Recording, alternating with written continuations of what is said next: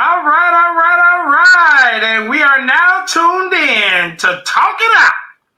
And I am your host, the one and only Chill.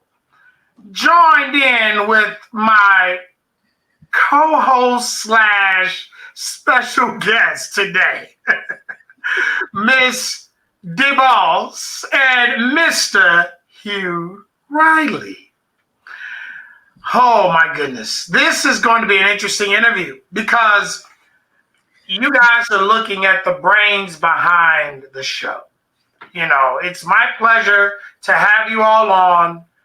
I just love this. I love the entire format of what we're doing here, giving people an opportunity to be seen overseas and all sorts of different things. By the way, this is brought to you by Mobbed Up Water.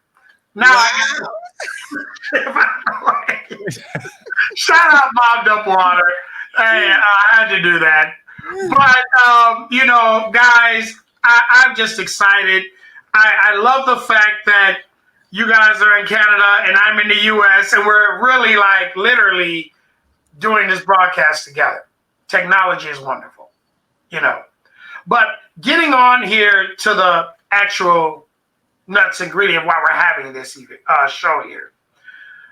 We wanted to really let everyone, all of our viewers know the brains behind what's happening.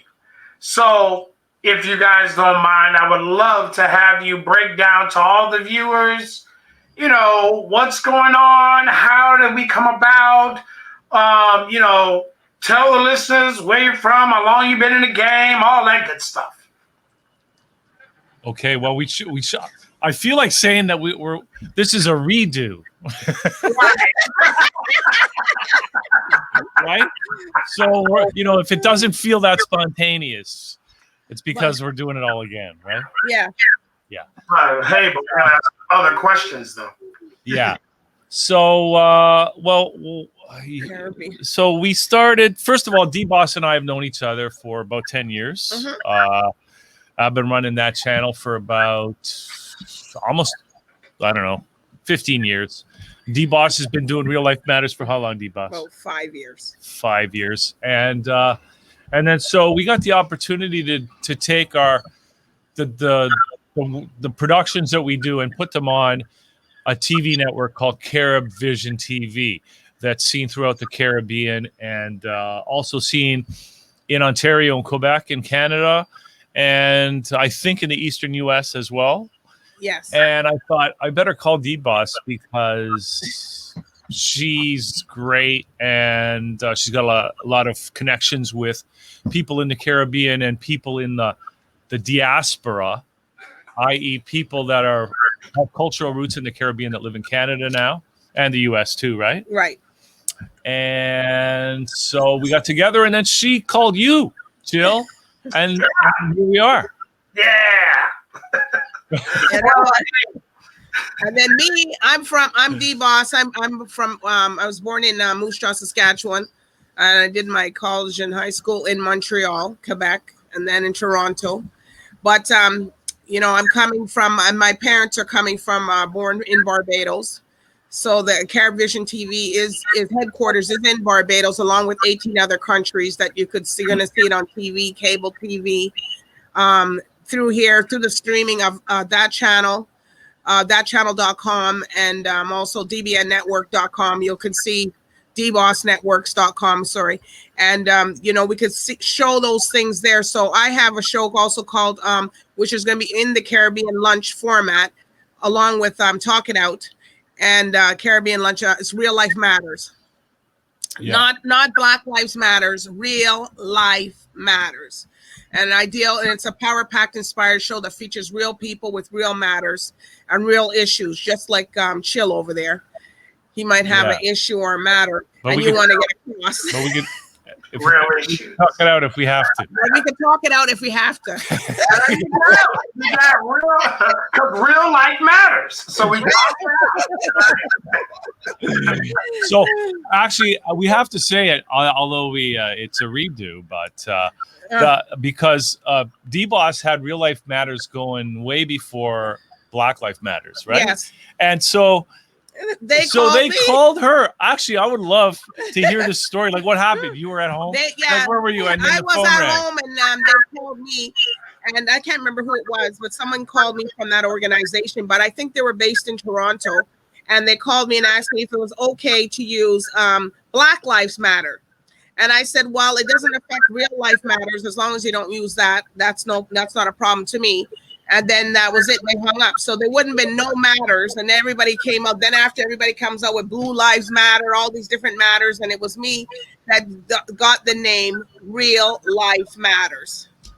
Wow. So people had to give her permission. And she said yes. Crazy. That is crazy. You know, I think that real life does matter. Yeah. Yeah. You know, real life does matter. Okay, so being that you all have been in the game for a while and doing everything you do, I have to ask you all this question. And this is a question that's not a repeat. Uh-oh. I don't know. What is the craziest moment that you all have experienced, okay, in what you do? So say on Real Life Matters, what's the craziest moment? On channel.com, what's the craziest moment? Okay, so we're going to tell two stories. She's going to tell one.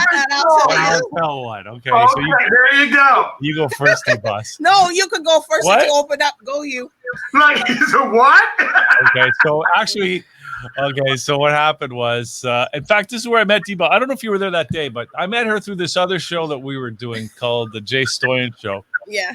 And so he had these, he was going to feature this body painting one day.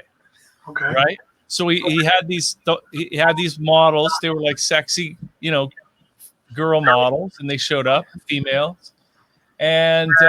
And then they were supposed to, like, I guess, get naked and have body paint put on them, right? But you know, this is going. You know, you paint clothes on them. You can't even tell that they're naked, right? But what happened was the artist didn't show up, so the girls just started like getting the paint, and they started painting each other with the body paint. And I was running a camera that day, and I was really busy. Like, I was just like struggling to stay focused on the job, and my partner kind of burst through the door. And said, "Do you see what's going on here?" Right. I said, "Yeah, I see what's going on here." All right. So how'd you explain that one away? No, I just had to keep that camera going, you know. I mean, I had a job to do, Chill. Understood. As we all, right? Yeah.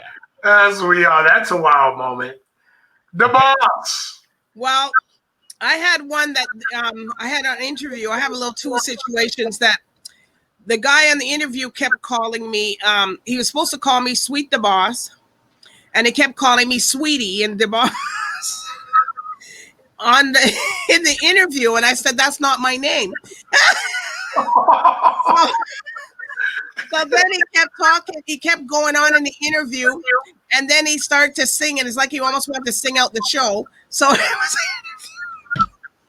and we didn't know how to approach it because he had some friends that were there that were watching the interview, what was being pre-recorded, and he was there, and then he was doing.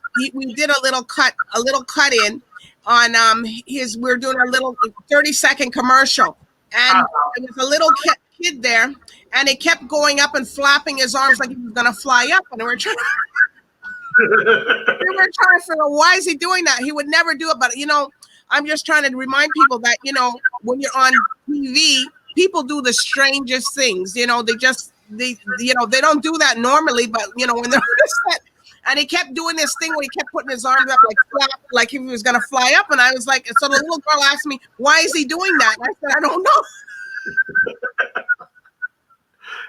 Oh wow! But, you know, when you're in this game, you know, you see a lot of people, and then you have people that, you know, I had one guy, he came on and he was talking about, well, I just came out of jail and I was doing this, and I said, well, but I just did a deal today, and I came down and I did some deal. I'm like, I think that's a little too much information. Wow. I didn't know if the cops were going to come down at the studio or not, because but at the time I didn't realize he was high until somebody said, like he was really high. So I didn't have him come back on, and he kept asking me how the interview was, and I was just like, well, I don't know. So welcome to TV land. Right. Well, I'm going to tell you all my craziest moment. Yes.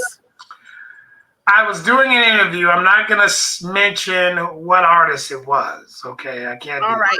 But I was doing an interview, and I'm interviewing this guy, and I see something crawling from behind his neck. Okay. And I'm you got to remember now, I'm sitting here and I'm talking. I'm in the process of talking to him. And we're talking about a very serious matter, right? So I'm zooming in with my laser eyes, right? And I notice it's pretty big. Whatever it is that's crawling on this guy's neck is pretty big, because it's like starting to really get into the screen. So I take my mouse and I zoom it in a little bit, and it was a gigantic roach. What? How big? It must have been a mama bear or papa bear. No, it was one of the super roaches, the ones that fly. What? Oh my God! They got flying roaches. We don't have those here. Yeah, they got flying roaches in Texas, and they got those there. Oh. Yeah, they got them. They don't have them up here where I'm at, but they have them further south. You'll never see a roach on my interview, but how big was it, Will? How big was it? He wants to know. Yeah, it was about this big, like seriously. Oh, yeah. The thing was huge, and Did you feel it or what? I don't know if he shot it with steroids, just fed it bread, or what's happening, but the thing was pretty darn big, right? So I'm sitting up here and I'm trying to hint him. I'm going like this, right? Trying to give him a hint because I figure he feels it. I'm like giving him a hint to knock it off because we're live and we have like 600-700 people live. Oh my watching God. the exact same thing I was watching. Yeah. So, but long story short, somebody comes. I guess he has some people in the room. And somebody comes and they knock it away, and the thing, like as it's going away, it flies. It just flew out. And I'm like, that was disgusting. That was nasty. But hey, it happens. One of the crazy things, in TV land, as you say. Well, Hugh, there's one thing I got to tell you that was one crazy moment that happened to me on the media, and everybody was in church, in the media, and they tell people to behave themselves at church because you're in church, and you're photographing your congregation. So they tell people don't be looking at the camera, just pretend that it's like you're just regular. Right. Well, they had these people blowing kisses to their family. Like, you're blowing kisses to everything, right? Yeah, right. The camera's on, and they're blowing kisses to their family wherever they're at. And as media, we were sitting there like, oh my God. Right. Like, how do we tell people not to do that? Then one person's doing it, and then everybody else gets up and do it. So that was a moment. So remember, what advice would you guys give to those that are trying to get off into the media realm of things?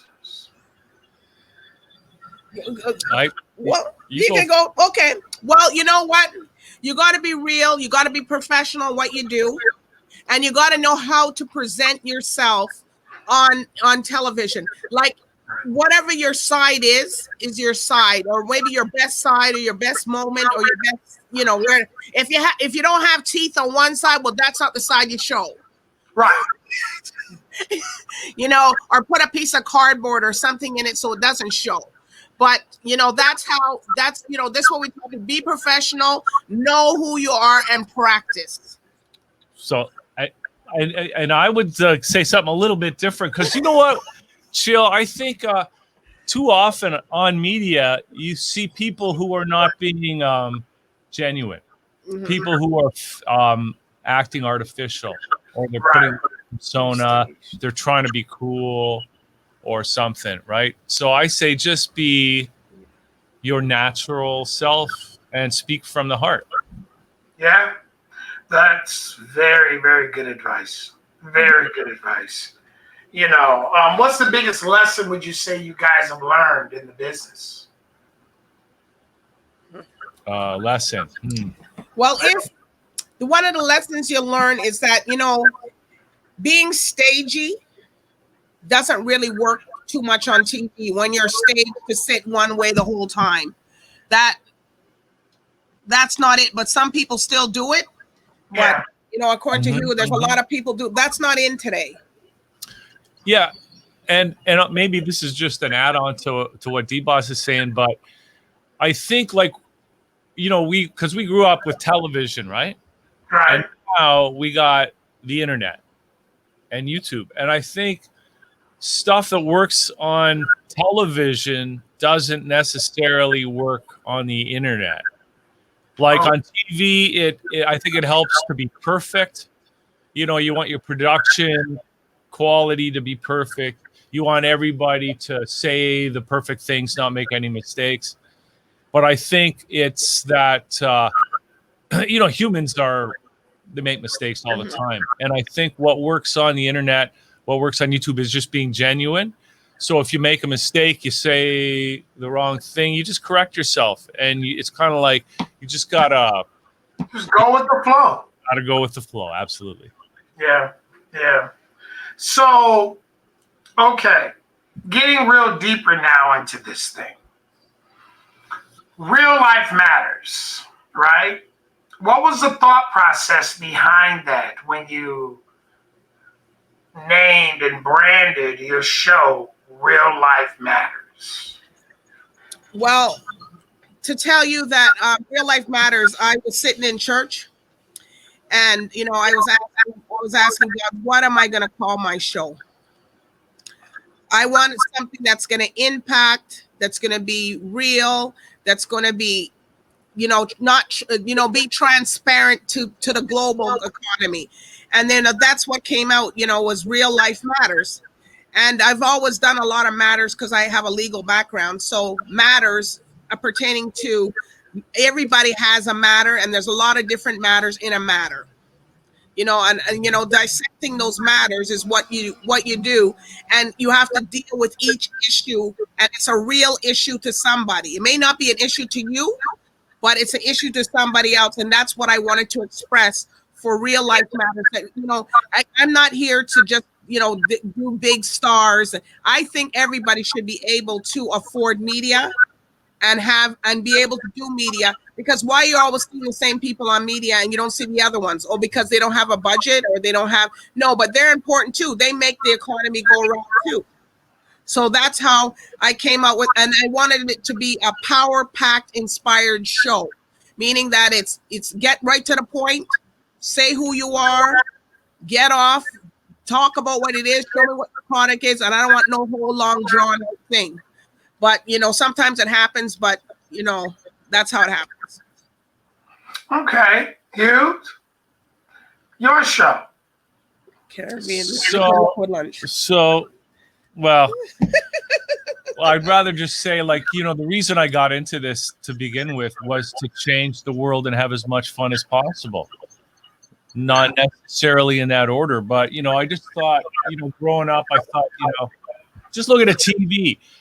TV could be doing so many good things to just help people live better lives and that sort of thing. But if you watch it, it's not really doing that. It's arguably it's kind of a destructive influence on culture and on communities and on people.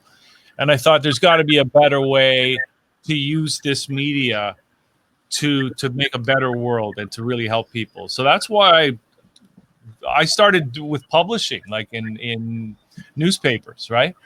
But then as the technology evolved, as the internet evolved, and it was possible to do streaming media, like streaming radio, streaming TV, like we were kind of jumping in as soon as that was possible.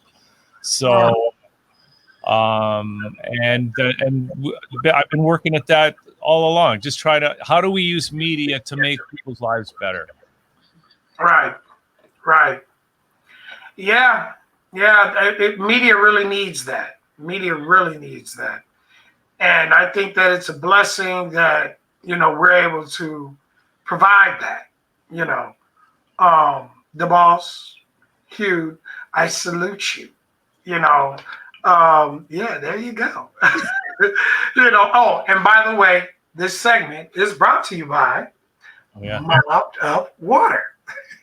Wow. Oh man, I love doing that.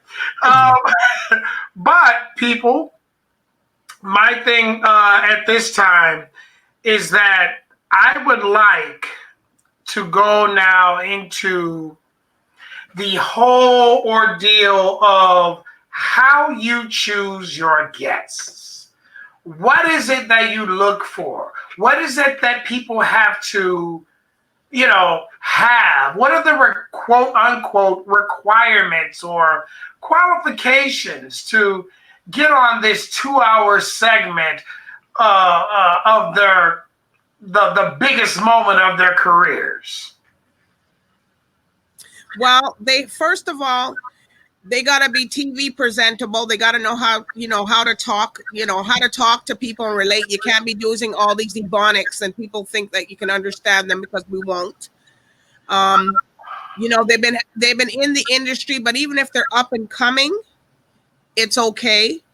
And also, if you have a good business and you have a good business module, that's okay. So you can fill in on what else. Well, it's like, I think that really we're headed to a kind of economy where people are entrepreneurs, where they're self-employed, where they can somehow identify in themselves what their best talents are and be able to offer that to other people as a solution to other people's problems. Okay. And so, in a sense, through their business, and that could mean their art as well. It could mean their music, right? But everybody has to take their art and their music seriously and treat it like a business. And I really think that people through their businesses are offering solutions to other people to make the world a better place. And that's, as far as I'm concerned, and I don't mind if they even can't speak that well. I mean, because I try to bring the best out of people in a conversation, because I think everybody has something wonderful to share with other people. And so I just want to hear people's stories, because I think everybody's got a story to tell and it's something to offer other people. And even with the COVID, a lot of people now we have to do business differently now. So, and people, and we're here for the people to show you how to do that. Mm-hmm. If you're willing to learn and have an open mind, because some people never did any kind of business on media or online and all that. They don't know what that is, because they've only been doing things going in person all the time. And now you can't go in person all the time to touch anybody, because now everything is limited. So how are you going to do business now? Well, you guys are most definitely very informative, with this interview, as far as what needs to, be done. If one out there that's looking is wondering, how do I get on that show? At least they'll know what things they have to work on, which in turn can help them, overall. Well, I really enjoy talking with you guys. I could sit up here and we could talk all doggone day, about different things and stuff like that. But I would like to really wrap up the interview with what it is that people can expect out of the Caribbean Liquid Lunch, Real Life Matters, talking out what is it what will drive people to come and want to watch our show? Well, they're going to come and watch because they're going to be showcased not just here in Toronto, Canada, you're going to be showcased globally. And it's also going to be to a market that still does watch cable TV. And that's going to give you more exposure to see what are people doing in other parts of the world, not just here in Toronto, there in Chicago, but at least they can see everybody everywhere to see what's happening. Because a lot of people want to know, we don't want to just hear what's happening on the news and stuff like that. They want to hear it through real people, what's happening and stuff like that. So I don't know if you could add to that. Yeah, and I think it's just great, Chill, that here we're doing this, right? Because what we're going to be addressing an audience that's throughout the Caribbean, an audience that's here in Canada, and of course with your audience down in the U.S.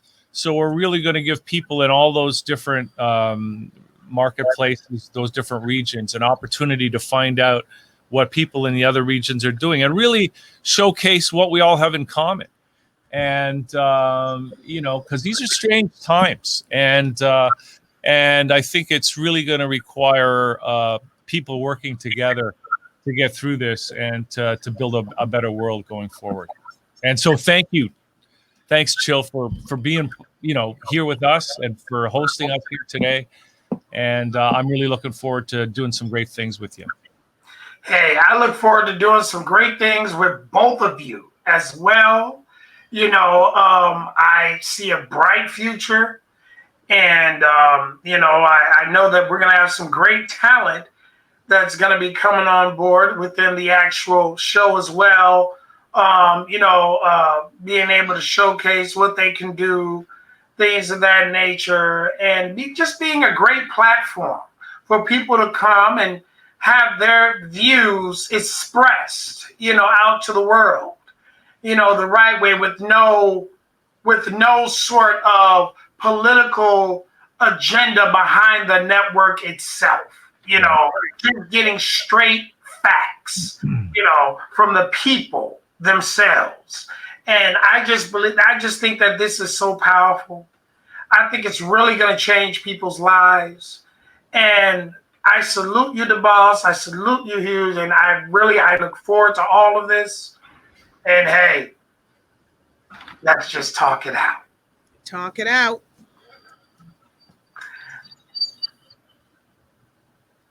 So you can cut her off there.